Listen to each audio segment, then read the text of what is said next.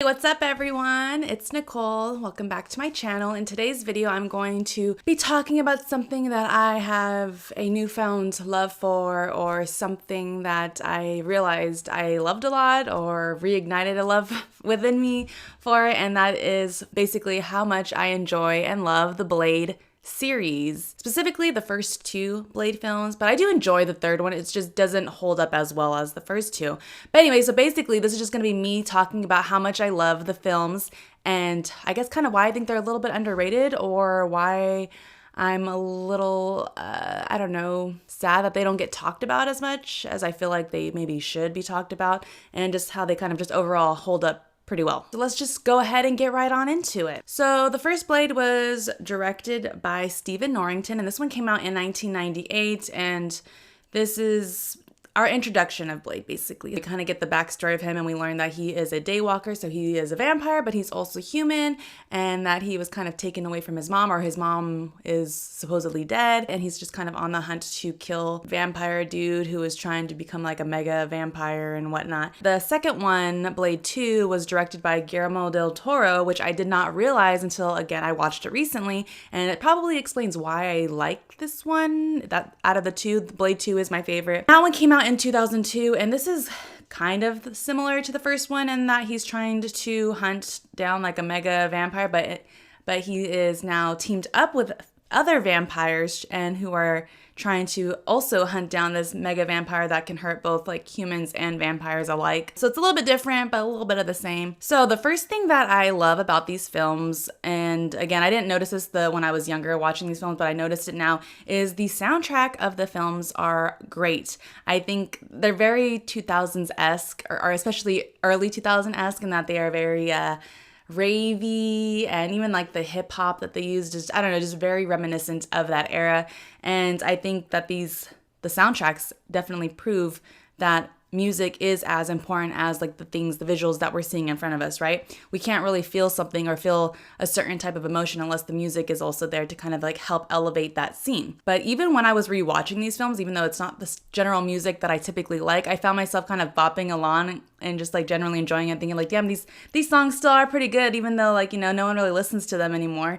And so it was really enjoyable. And I also liked the fact that they kind of wove together like genres, kind of like they kind of wove together the rave-esque with the hip-hop songs, and I don't know, they meshed really well together. The next thing that I really enjoy about these films is that even though Blade came from the Marvel comic book series, it's not your typical Marvel comic style comic to movie adaptation that we're used to seeing. I know this definitely is by a different like studio that made these Blade films compared to like the Marvel and whatever films that we get now.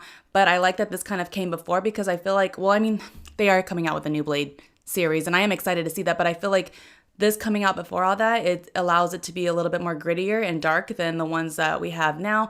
I'm not the biggest fan of Marvel films, but only because I feel like they're a little bit on the cornier side, but I think that's also kind of the point for them. But anyways, I feel like this, having come before that, allows it to be more violent. There, you know, we definitely get a lot of visuals of people getting sliced in half, being burnt to a crisp. I think there's just a lot of like kind of more gore than the typical Marvel film that we're seeing now. Again, it's done by different studios, but I think that the Blade series really benefits from that. And I also think that in the Blade films that they have more enjoyable humor.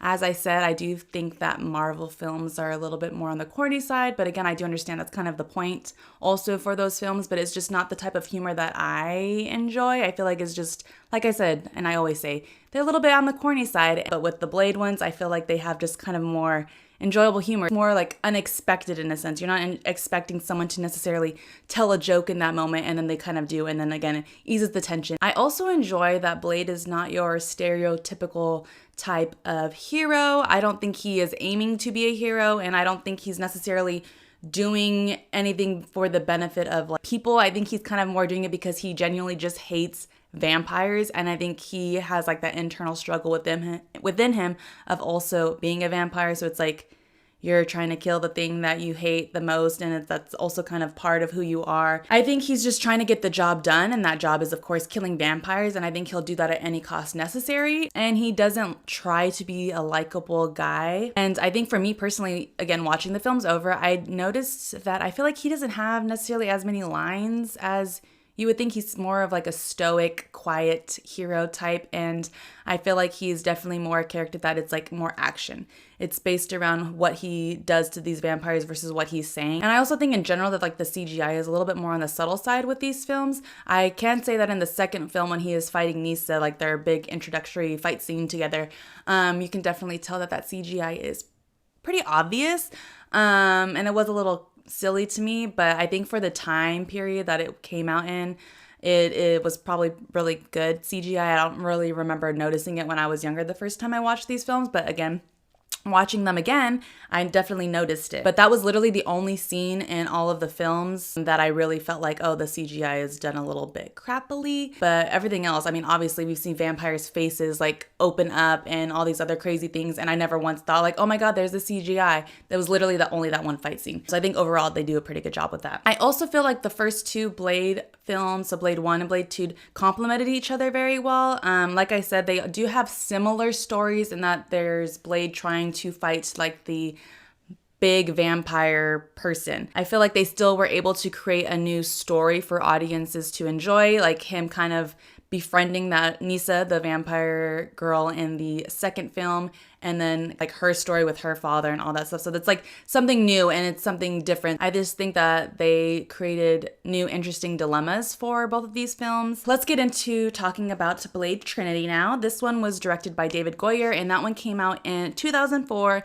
And like I said earlier, this is probably my least favorite out of the three Blade films, and I have one big reason why, or one, I guess, small reason why, and that is because I did not like Ryan Reynolds in this film.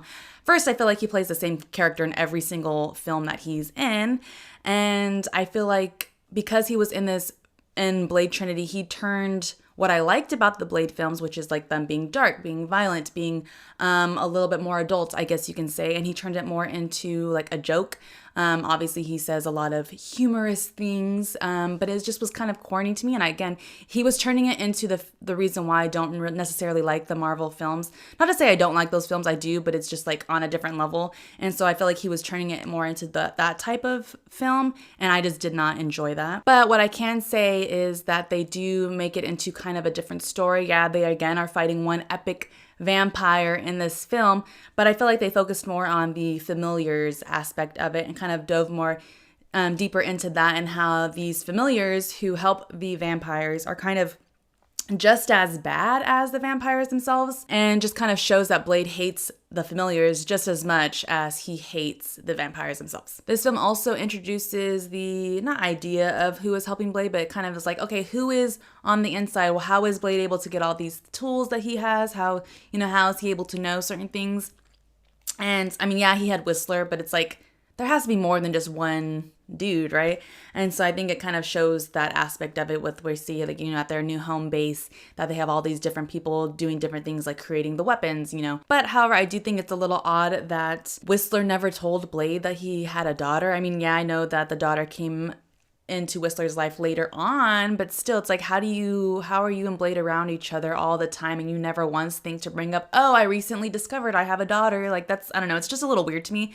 And also it's weird that he was introduced to his daughter and then she so quickly was into hunting vampires and got really good at like her skills in hunting the vampires. I don't know, but that kind of threw me off. But I mean, overall, Blade 3 wasn't the worst, but it wasn't the best. And again, it is out of the three films, I would say that Blade Trinity is my least favorite. Then it would be Blade, the first one, and then Blade 2. Blade 2 is my absolute favorite out of all three of these films. So, I mean, there you have it. Those are the reasons I love the Blade series. I think it's a highly underrated film series, and I feel like it might be my favorite adaptation of a comic to a movie. I mean, then again, I can't really say that because I have not read the comics. I feel like that happens a lot with me. I end up liking movies that are based on comics, and so I should really probably read these comics that they're based on. But so far, this is like my favorite like little series. I just think overall these movies hold up as well today as they did back then. They're very entertaining. They have a good story and just all around a fun time. Also, when I was just looking up stuff about Blade, I realized that there was a Blade TV series. I did not know that. I think it only was for one season, but I'm interested in watching that. And I don't know, maybe I'll watch it and see how I like it compared to the Blade movies. Who knows? I have to first locate where to even watch it at. But yeah, there you have it. Those are my thoughts. I hope you enjoyed this video. Let me know your thoughts on Blade and if you think it's as good of a series as I do. I honestly love Blade now. It has just reawoken my love for Blade, and I just love the series as a whole. I will see you in the next one. Bye.